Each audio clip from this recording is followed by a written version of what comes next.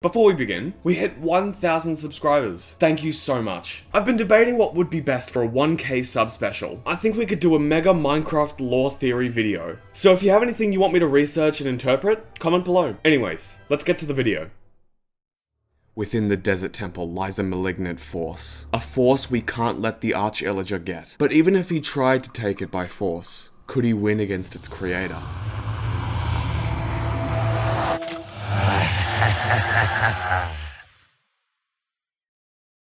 If you know anything about Minecraft lore, you would probably know about the huge importance of souls. In this world, souls can enhance, rewarding those who are strong. The mere implication of what these souls mean for this world puts a lot into perspective. This all explains the origin of the undead, soul sand valleys, allays, and more. Maybe you can learn from those who have mastered the use of souls. If you enjoy the video, consider subscribing. Souls in Minecraft play a huge part within its world building and game mechanics, but I haven't seen many people dive too deep into what it all implies for the overarching story. With most people just looking over it, we see so many places within Minecraft and its canon that utilize or at least somewhat relate to souls. There's even a subset of weapons, enchantments, and artifacts in Minecraft dungeons, gathering and requiring souls for extra buffs or abilities. Using souls in dungeons makes any player significantly stronger, so they must have some sort of major presence. People have speculated that the ancient society, before building ancient cities or going to the end, set up fortresses in the nether in order to avoid monsters from the overworld, with some guards perishing, being buried in the netherrack. Netherrack may have the ability to absorb souls, turning it into soul sand, with the remains coming back to life and protecting the fortress being their only mission for the rest of their existence. In dungeons as well, you see undead mobs like skeletons and zombies wearing armor alongside weapons, somewhat like guards for civilizations. Soul sand valleys could have formed from large creatures all passing away in one area, being why there's so many fossils within these valleys. While ghasts do seem undead, looking like a ghost, they aren't undead, but in fact, living organisms. This is proven even further with a dissection from the official mob bestiary, an official book from the perspective of an explorer. They might feed off of the souls from the sand, creating soul soil, being why it doesn't have faces but mimics the properties of soul sand. The Wither is widely known as an angry and destructive amalgam of souls, probably from all the pain of its past lives, as well as being 3 or more once living beings. The corrupted beacon from Minecraft dungeons uses souls to power its attacks. So with that knowledge, beacons are most likely powered by the souls that are condensed into another star, which is dropped upon defeating a Wither. Dungeons has many other items that require souls, like the Harvester. It stores souls and releases them in an explosive blast upon being used, dealing massive amounts of damage to any nearby enemies. The Soul Lantern can summon a spirit that assists you in attacking enemies, which sounds familiar, doesn't it? You never see Illagers steal resources within raids. They only attack adult villagers, which presumably have more powerful souls as they've been alive for longer, being why they leave the children alone. They're not worth it. Evokers probably absorbed these souls somehow, giving them the ability to use magic along with summoning their own form of spirits to protect them. Vexes. Allays can also be found within Illager bases, like outpost cages or inside mansion prison cells. They're probably a form of failed Vex, one that refuses to fight and can't phase through walls. End Vexes from dungeons don't count though, as they're summoned by using end magic, which is a completely different source of power. Necromancers are canon as well, but if they're not added to Minecraft, they could have eventually been eliminated by explorers. But we'll see if they make it into the game. I would say that necromancers started the majority of our problems, tampering with the very fabric of life and death, using the souls of their fellow builders to keep themselves alive forever, with their victims turned into slaves to continue gathering more and more souls, increasing their greed-filled search for power, even to the point where, whether intentional or not, the zombie infection went airborne, spreading to all who had recently passed, infecting some who aren't as used to the climate of the overworld almost instantly, as they wouldn't have evolved to resist the infection whilst alive. The Nameless King is probably to blame for this ever beginning, being worshipped for giving unholy life to guards and teaching spells to other necromancers. I'm gonna call the Nameless one the Nameless King, as it makes more sense story-wise, along with the fact that his clones are called False Kings. They probably would have called him that if Dark Souls didn't already do that. The fact that the Nameless King's tomb is within the desert makes a lot of sense. His fellow inhabitants of a desert town probably were succumbing to starvation, or worse, leading to the desperate last resort use of souls to sustain those around him, eventually crowning him as king, as he could control so much, giving him a huge status of social and magical power. But souls can't last forever, eventually sacrificing everyone to keep himself alive just for a little bit longer, even if everyone forgot his name. Necromancy wasn't just within this community. Either it spread or was discovered by other desperate individuals, like the bloated, drowned necromancers. Along with the drowned necromancers being a variant of necromancer, it also brings up the fact that a lot of undead mobs begin to be claimed by their environment, like strays, mossy zombies, and all the other variants that exist. Another thing that I find interesting, horses are also prone to the effects of undead spells, seeing that there's a skeleton horse and the unimplemented zombie horse. Wraiths could even be remnants from early protection spirits, possibly being conjured by necromancers, or even the ghosts of worshippers, helping these dark cultists stay alive longer. But using a boss from dungeons as an example, we can see that end magic and soul magic can be combined, turning a semi-annoying creature into an all-powerful, wretched wraith, taking over the lone fortress within the Creeping Winter DLC. Something that has occurred to me, creepers are extremely strange beings, having crinkly, leaf-like skin like creeper plants. But the multiple famous dissections show organs and flesh, with a man-made piece of TNT within its chest cavity. Creepers could have been made to act as a form of explosive defense against anyone who wants to take down any necromancers, being a mishmash of different elements that don't belong together, being powered by souls. The power of souls isn't just unique to the overworld and the nether, but seems to be a major building block for the existence of the Skulk and the Warden. The Skulk's only way of spreading its biomass is through the Skulk Catalyst, absorbing any souls from nearby entities that perish. The reason why the Warden is so powerful is that when it's formed, it must take a large deposit of souls from that area into its chest cavity, being why you can't summon more than one Warden from one area using a Shrieker. Soul sand, torches, and lanterns can also be found in ancient cities. Why would the ancient society that lived there use something significantly darker